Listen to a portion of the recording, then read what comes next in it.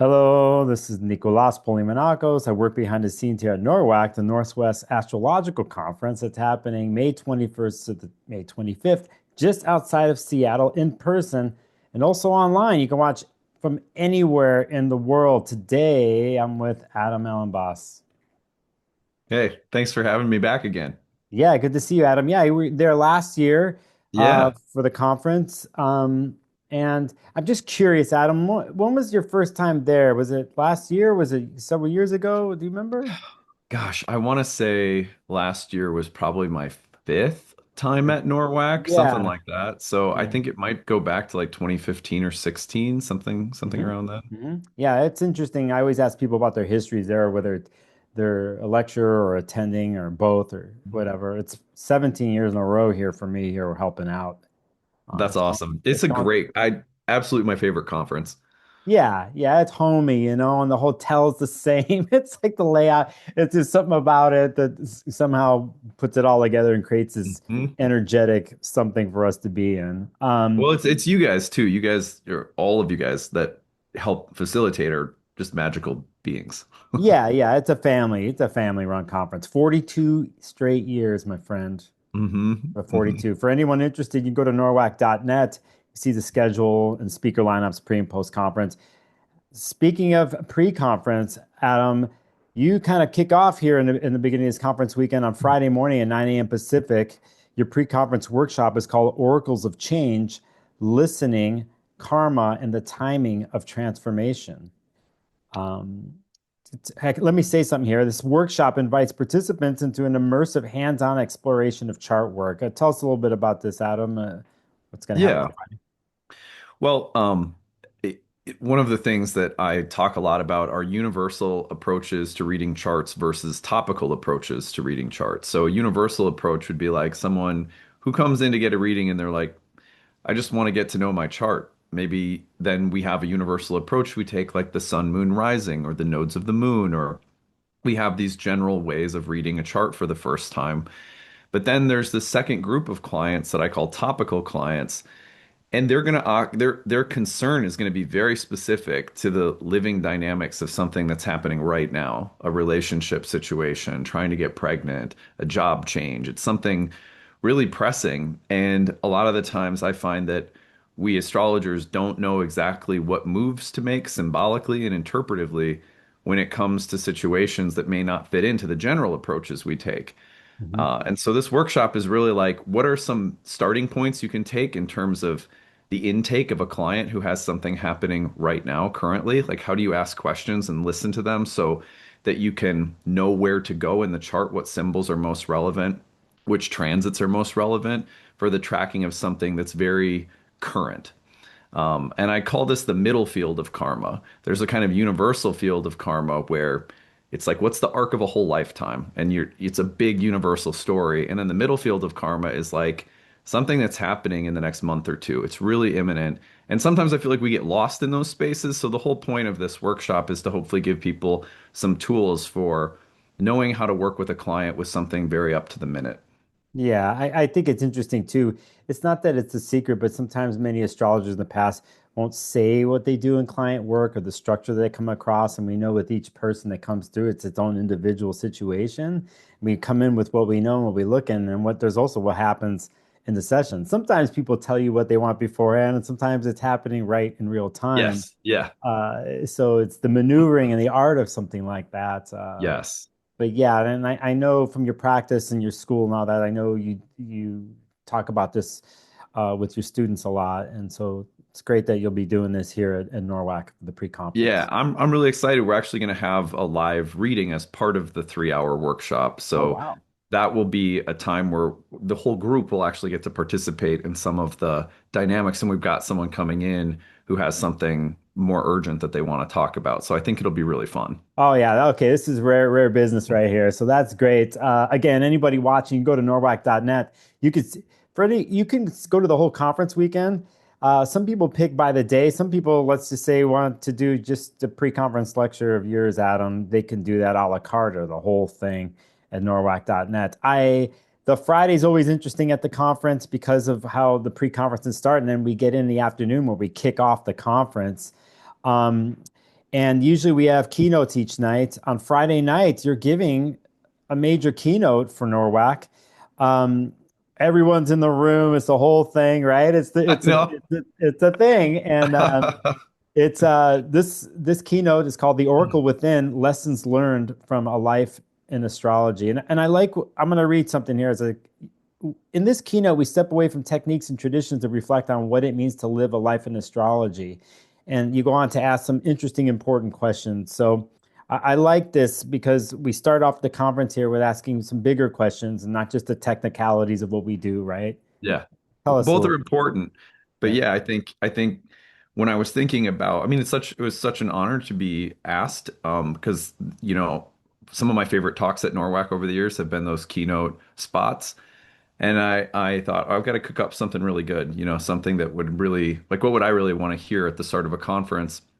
And I have a format that I use on my YouTube channel for covering transits that I call Five Things to Watch For. Mhm. And I borrowed that format for fun. And the premise is, five things to watch for if you live a life with astrology. And these are, I think, just the kinds of markers of personal transformation, insight, healing, and growth that I think most of us probably experience, all in our own unique ways. But I tried to come up with some ways of really noticing how astrology can impact our lives over, the years of having it as a regular part of our life. So I think it'll be fun. I'm excited about it. Yeah, it's good. If you it's like someone goes to a conference for the first time, let's say you're going to be attending online for those watching, or you're in person, you're going to show up and you're coming from your own world, your own path of how astrology came to you. And all these people, like 400 to 500 people come in, and they all have their own unique story. And then they Yes. all come into a Friday and then you're in this thing for this keynote. So I think what you're doing here in the title of your keynote, it's perfect to start off the conference, Adam. Yeah, so on Friday, you have a busy day there on Yeah, Friday. I know, right? You do. And on Saturday, you have another lecture here. I'm really looking forward to this because I'm a big Saturn fan. It's called the Mystical Saturn, Saturday at 3:45 p.m. Pacific. Uh, as you know, Adam, Saturn is the planet, I think, out of all the planets that we deal with that has a certain something that it carries. And it just depends, I think, where one comes from when they're learning Mhm, astrology, how mhm, they take in information from Saturn or what's meant in their lives. I'm a huge fan of Saturn. Some mhm. people run away, right? Right, So, right. so tell us a little bit about this. Yeah, well, there's ample evidence in the history of astrology that Saturn was thought of prior to the discovery of Neptune as a planet that carried many of the significations that Neptune now carries.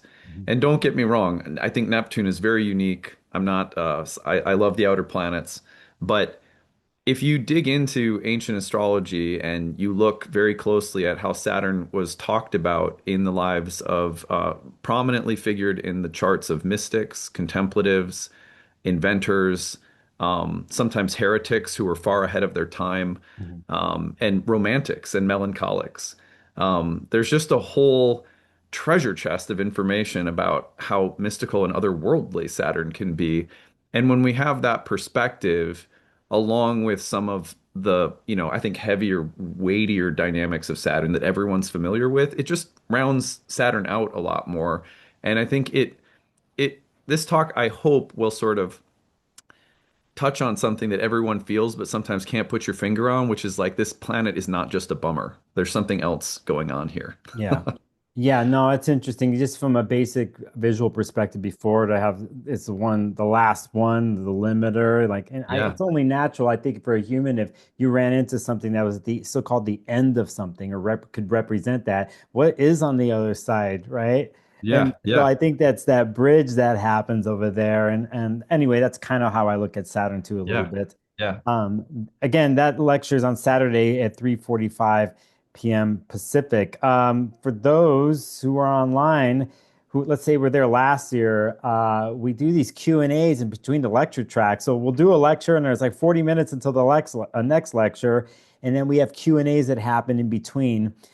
We did this for the last several years. Myself or Laurel Nabandian, speaker and who runs the conference, we usually facilitate. You're part of this on Saturday morning, 10 a.m. You'll be part of a virtual Q&A with Palace Augustine, Rav Shahal, yourself, and Laura, who probably will be facilitating. So for those watching, you get to ask questions virtually from your home and ask, and something comes up and it turns into an improvisational conversation really quick for those 30 to Hmm. 40 minutes. Hmm. And I remember, I think you did one last year or with a group of people. Yeah, yeah, super fun.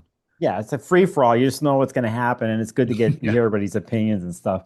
So again, if you're interested in any of this, you're watching here on YouTube or on socials, you can go to norwac.net for the schedule, the speaker lineups, the bios. Everything's up there.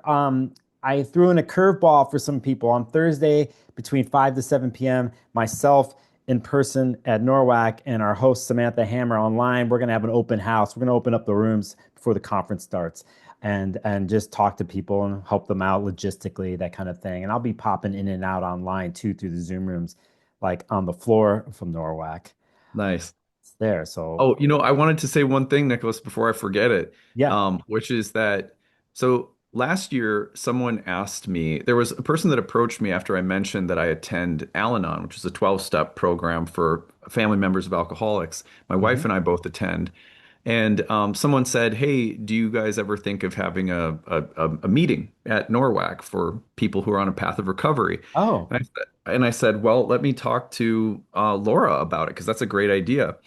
And after speaking with some of my mentors in the recovery program and Laura about it, we decided to not actually host a meeting, but host a time for group meditation Saturday evening, and then a little group reflecting and processing for people who might need a space like that. The conferences can be yeah. busy and overwhelming, and you guys have a quiet room, which is like an amazing space to just go and chill. But I wanted to make sure people knew about that too. If you're at NORWAC Saturday evening, and they'll be announcing it, Laura told me, at the different programs, but Yeah. there'll be kind of a group meditation. There's no doctrines or dogmas. It's literally just sitting quietly in a group. So if that's interesting to people, my wife and I owned a yoga studio for about a decade, so we have a lot of experience guiding, just facilitating gentle community spaces like that. So I'm looking forward to that too for anyone who might find that useful.